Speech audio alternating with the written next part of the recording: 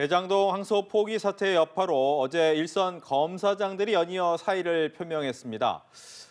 줄사태 가능성이 거론되는 가운데 아직까지 추가 사의 표명은 없는 상황입니다. 취재기자 연결해서 들어보겠습니다. 김예린 기자.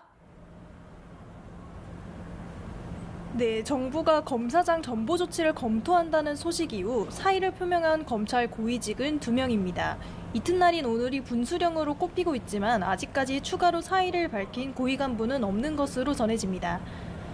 박재욱 수원지검장은 어제 오후 사의를 표명했는데요. 대장동 사건 항소 포기에 대한 경위 설명을 요구하는 검사장 18명이 입장문을 검찰 내부망에 대표로 올린 지 일주일 만입니다. 검찰총장 대행에게 항소 포기의 경위 설명이 필요하다는 의견을 전한 송강 광주고검장도 사의를 전달했습니다. 두 사람 모두 사의 표명에 대한 구체적인 입장은 설명하지 않았는데요. 검사장 집단 성명이 여권에서 논란이 된 만큼 거취에 영향을 준 것으로 해석됩니다. 다만 사의를 표명한 두 사람은 구자연 총장 대행과 또 사퇴한 노만석 전 대행과 사법연수원 29기 동기이기도 한데요. 검찰 조직 관리상 지휘 부담을 덜어주려 선배나 동기 기수가 물러난 것으로 볼 수 있다는 관측도 있습니다.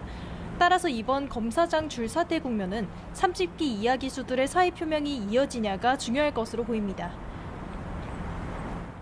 네, 구자연 검찰총장 직무대행은 오늘 아침에도 침묵을 지켰죠. 별도 입장 표명은 없습니까? 네, 구자연 검찰총장 직무대행은 오늘 오전 출근길에도 별다른 입장을 밝히지는 않았습니다. 고위 간부 사태 이어지고 있는데 좀 어떻게 지켜보고 계신가요? 네, 들어가겠습니다. 검찰 내부 반발은 어떻게 수습하실 계획이신가요?